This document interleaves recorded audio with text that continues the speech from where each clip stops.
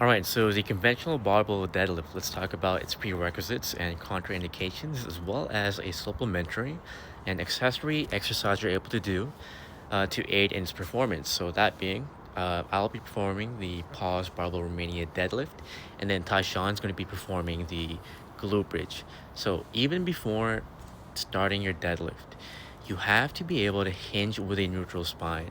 You also have to have the ability to brace your core, have scapular stability, and grip strength when actually holding the bar and controlling it, as well as adequate ankle mobility to aid in your starting position. You should avoid the barbell deadlift if you have lower back pain or disc issues, or even if you have hip or knee limitations, poor control of your spine under external load, or even really any pain when actually performing the movement. Pause Romanian deadlift.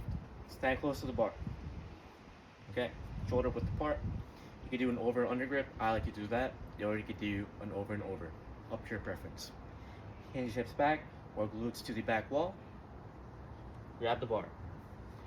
You want to brace your core, and then you want to think of it as dragging this bar against your shins or your legs. Okay, so it looks like this. Pull the slack, thrust upwards. Okay, but we're doing a pause though, right? So we're going to go down to the starting position. Pause 1 second. Explode up. Boom. You want to bias more glutes? Have more knee bend. Like this. Pause. Explode up. Hamstrings, less knee bend. Pause. Explode up. Boom. The prime movers of the Romanian deadlift with the pause can be biased based on the amount of knee flexion performed, either the glute max or the hamstrings. The synergies include the muscle less biased and, in addition, your adductor magnus. So, why does the paused Romanian deadlift aid in the performance of your conventional deadlift? Well, the pause at the bottom of the movement and explosive concentric aids in power transfer off the floor to your typical deadlift. This is where lifters are actually often weakest. It also improves your hinging mechanics due to the minimal knee bend performed, as well as the focus to stretch your glute max and hammies. Lastly, it utilizes similar muscles of your posterior chain and therefore strengthening them to aid in performance of your deadlift. So I'll be going over the glute bridge as an accessory exercise. The glute bridge exercise isolates the glutes, which are crucial for the lockout phase of your deadlift, and also helps you finish strong without relying too much on your lower back.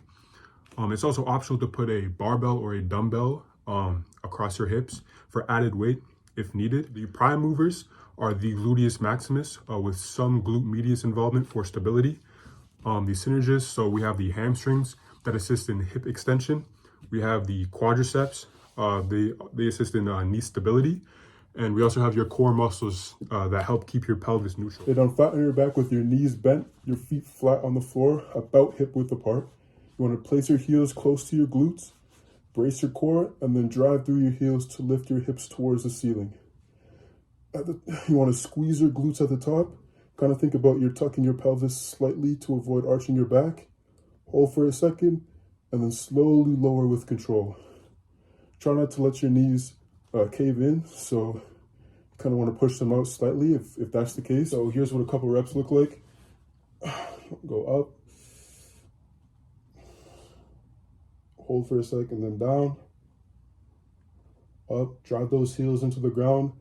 Try to push your hips up towards the ceiling. Hold for a sec, squeeze those glutes, and then back down, up, drive those heels into the floor, hold, slowly control down, brace that core, up,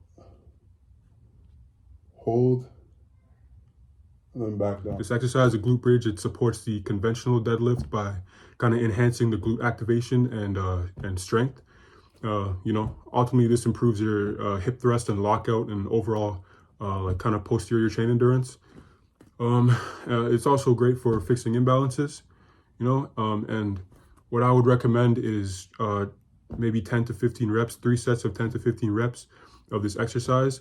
And you want to try to hold it at the top to improve your endurance as well.